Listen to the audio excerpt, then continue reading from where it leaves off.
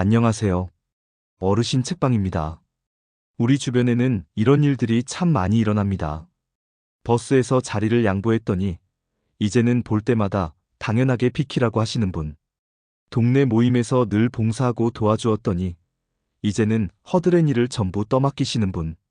자녀들을 위해 희생하며 살았는데 요즘은 부모 노릇도 제대로 못한다고 원망하는 자녀들. 특히 나이가 들수록 이런 서운한 경험들이 더 많아지는 것 같습니다. 평소 가깝게 지내던 이웃, 오랫동안 알고 지낸 친구, 심지어 가족들에게서도 우리는 종종 이런 서운함을 느끼게 됩니다. 잘해주면 잘해줄수록 오히려 더 만만하게 보고 친절을 베풀수록 당연하게 여기는 사람들. 이런 관계 속에서 우리는 어떻게 해야 할까요? 오늘은 우리 어르신들이 자주 겪는 이런 어려움들에 대해 현명하게 대처하는 방법을 함께 알아보겠습니다. 이웃과의 관계에서, 친구와의 만남에서, 그리고 가족들과의 일상에서 우리의 마음도 지키면서 관계도 잘 유지할 수 있는 지혜로운 방법들을 하나하나 살펴보도록 하겠습니다. 이 영상을 끝까지 보시면 상처받지 않고도 좋은 관계를 유지하는 법, 거절하기 힘든 부탁을 현명하게 거절하는 방법, 주변 사람들과 건강한 거리를 만드는 방법을 알게 되실 겁니다. 자, 이제 왜 우리가 친절할수록 더 큰 상처를 받게 되는지 살펴볼까요? 제가 많은 어르신들을 만나보니 크게 세 가지 이유가 있더라고요. 첫 번째, 당연함에 덧칩니다. 여러분, 이런 경험 있으시죠? 처음엔 고맙습니다 하던 사람들이 나중엔 왜 이번엔 안 해주세요? 라고 말하는 거예요. 특히 젊은 사람들은 어르신들의 친절을 당연한 것으로 여기는 경우가 많습니다. 그리고 어르신의 친절을 나이 든 사람의 의무로 오해하기도 하죠. 어르신이시니까 하면서 말이죠. 두 번째, 착한 사람 콤플렉스입니다. 저는 원래 착한 사람이라서, 제가 너무 좋은 사람이라 거절을 못해서. 이런 말씀 자주 하시나요? 사실 이런 생각이 우리를 더 힘들게 만듭니다. 착한 것과 이용당하는 것은 다르니까요.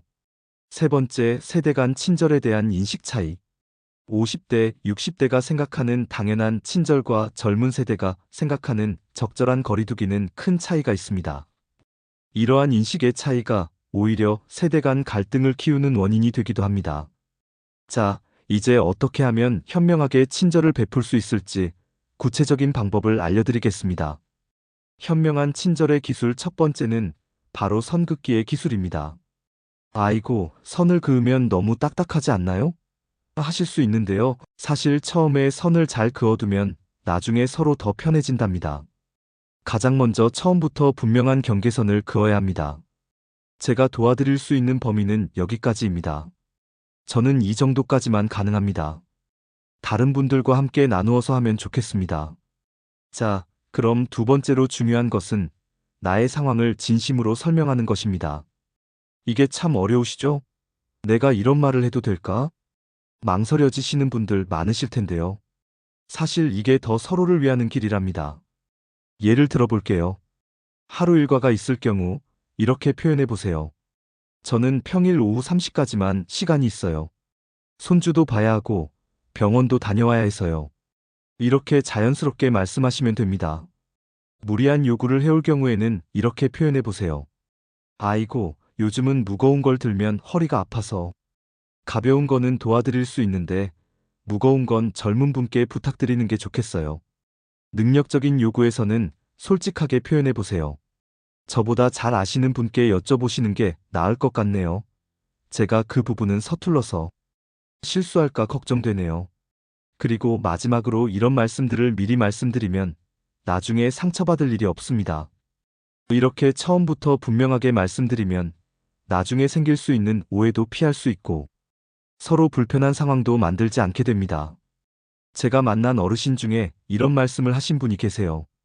처음엔 이런 말 하기가 민망했는데 해보니까 오히려 상대방이 더 배려해 주시더라고요.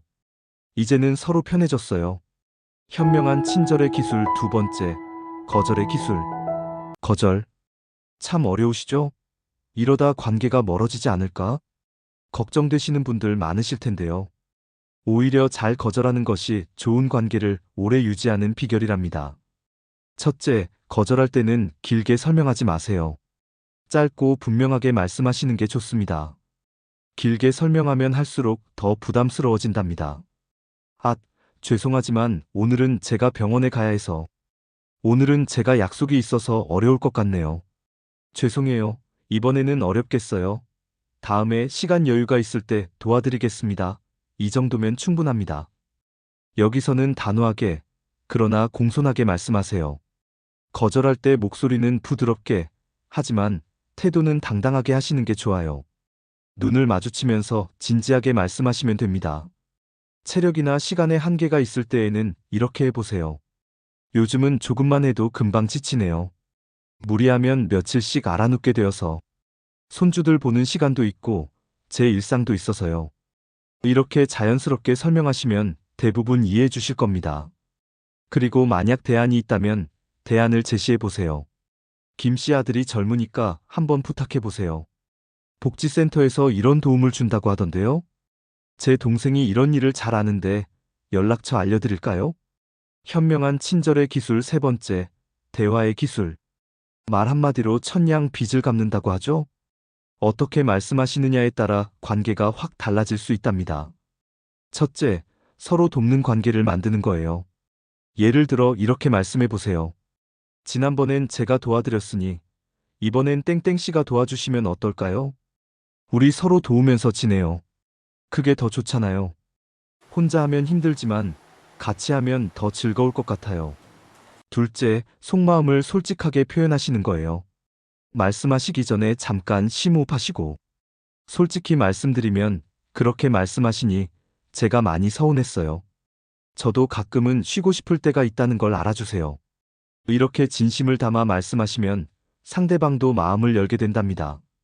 마지막으로 좋은 관계를 위한 마음을 전하세요. 우리 오래오래 이웃으로 지내야 하니까 서로 힘이 되는 사이로 지냈으면 좋겠어요. 앞으로도 좋은 이웃으로 지내고 싶어서 이런 말씀을 드려요. 한 번만 용기를 내보세요. 차라리 진작 이렇게 말할 걸 그랬다 싶으실 거예요. 현명한 친절을 위한 마음가짐. 우리 어르신들, 늘 남을 먼저 생각하시느라 정작 본인은 뒷전이셨죠? 하지만 이제는 조금 달라지셔야 합니다. 첫째, 나를 소중히 여기는 마음이 필요해요. 내 시간이 소중하지 않다고 생각하니까 다른 사람들도 그렇게 생각하더라고요. 여러분의 시간, 건강, 그리고 행복. 모두 정말 소중한 것들입니다. 둘째, 건강한 이기심을 가지세요. 이기적이다 소리 들을까봐 걱정하시나요? 하지만 적당한 이기심은 꼭 필요합니다. 적절한 선에서의 거절은 필요합니다. 모든 걸 희생하다 보면 결국 나도 지치고 주변 사람들도 힘들어진답니다. 셋째, 현명하게 상황을 살피세요. 상대방이 진정 나를 생각해주는 사람인가요? 내가 도와줄 수 있는 상황인가요? 내 몸과 마음의 상태는 어떤가요? 여기서 잠깐 실제 상황들을 통해 현명한 대처 방법을 살펴볼까요? 아파트 봉사활동의 부담. 경기도의 한 아파트 주민회의 총무를 맡으신 분의 이야기입니다. 처음에는 봉사하는 마음으로 시작했는데 점점 더 많은 일들이 생기셨대요. 쓰레기 분리수거부터 주차 문제까지. 매일 누군가의 민원 전화까지 받아야 했습니다. 결국 건강도 나빠지고 가족들과 보낼 시간도 부족해졌습니다. 이분은 이렇게 해결하셨습니다. 우리 아파트 일은 우리 모두의 일이니까 함께 도와주시면 좋겠어요. 제가 건강이 좋지 않아서 혼자서는 감당하기 어렵네요. 이렇게 당당하게 말씀하시니 오히려 주민들이 미안해하며 적극적으로 도와주기 시작했다고 합니다. 사례를 한 가지만 더 살펴볼까요? 이웃의 과도한 부탁. 요즘 많이 있는 일인데요. 손주를 돌보시는 할머니께 이웃이 자기 아이도 함께 봐달라고 하는 경우입니다. 처음엔 이웃끼리 도우면서 살자는 마음에 시작했다가 점점 부담이 커지셨대요. 점점 부탁이 많아졌고 급기야 주말에도 아이를 맡기려고 했습니다. 이분은 고민 끝에 이렇게 말씀하셨습니다. 저도 이제 나이가 있어서 아이 2명을 함께 보기는 힘들어요. 제 손자를 돌보는 것도 체력적으로 부담이 되거든요. 대신 근처에 있는 어린이집을 소개해 드릴 수 있습니다. 이렇게 분명하게 말씀하시니 상대방도 이해하고 다른 방법을 찾아보게 되었습니다. 지금까지 우리는 현명한 친절의 방법을 알아보았습니다. 이제 마지막으로 우리가 배운 내용을 정리해 볼까요? 현명한 친절을 실천하는 5가지 핵심 원칙. 첫째, 건강한 이기심을 가지세요. 착한 사람이 되어야 해 하면서 무조건 참기만 하면 결국 여러분의 건강과 행복이 망가질 수 있어요. 때로는 아니오라고 말하는 것도 필요합니다. 둘째, 분명한 선을 그으세요. 여러분, 강물에도 둑이 있듯이 인간관계에도 적절한 경계가 필요합니다. 여기까지는 할 수 있지만 저기까지는 어려워요. 이렇게 선을 그어두면 서로 더 편안해집니다. 셋째, 감정을 솔직하게 표현하세요. 속으로만 사귀다 보면 병이 됩니다. 그런 말씀을 들으니 서운하네요. 그렇게 하시면 저는 많이 힘들어요. 이렇게 말씀하시는 것이 좋습니다. 넷째, 대화의 기술을 익히세요. 말 한마디로 천냥 빚을 갚는다고 하죠? 부드럽지만 분명하게, 단호하게 말씀하세요. 상황을 구체적으로 설명하되 대안도 함께 제시하면서 말씀하시면 좋습니다. 다섯째, 관계의 균형을 맞추세요. 한쪽만 주고 한쪽만 받는 관계는 오래가지 못합니다. 서로 돕고 배려하면서 때로는 적절한 거리도 유지하는 것이 건강한 관계의 비결입니다. 이제 연령대별로 어떻게 하면 좋을지 구체적인 조언을 드려볼게요. 먼저 50대 분들께 드리는 조언입니다. 아직 활력이 넘치는 시기지만 벌써부터 준비하시면 좋아요. 지금부터 가족들과 역할 분담을 하세요. 나도 이제 체력이 예전 같지 않으니 집안일은 나눠서 해요. 퇴직 후 모임이나 관계를 미리 생각해 보세요. 은퇴하고 나서 새로운 관계를 만드는 것보다 지금부터 조금씩 준비하시는 게 좋습니다. 배우자와 많은 대화를 나누세요. 우리 앞으로는 이렇게 지내면 좋겠어요. 60대가 되셨다면 건강한 거리두기를 시작하세요. 특히 자녀들과의 관계에서 적당한 거리를 두는 게 좋습니다. 동창회, 노인정 등 새로운 만남을 가져보세요. 하지만 처음부터 너무 깊이 관여하지는 마세요. 산책, 등산, 취미 모임 등 나만의 즐거움을 찾아보세요. 70대 이상이신 분들께는 가족들과 솔직하게 이야기 나누세요. 이제는 이런 일은 힘들어요. 이렇게 도와주면 좋겠어요. 체력의 변화를 자연스럽게 받아들이세요. 무리하지 않는 게 가장 중요합니다. 도움이 필요할 땐 미루지 마시고 가족이나 복지관에 말씀하세요. 한 어르신이 이런 말씀을 하셨어요. 나이 든다는 건 포기하는 게 아니라 새로운 방식으로 살아가는 걸 배우는 거더라고요. 여러분의 연령대에 맞는 방법으로 건강하고 행복한 관계를 만들어 가시면 좋겠습니다. 행복한 노후를 위한 현명한 조언. 첫째, 여러분의 시간을 소중히 여기세요. 많은 분들이 시간이 남아서 하면서 과도한 봉사나 도움을 주시곤 하는데요. 오히려 이렇게 해보세요.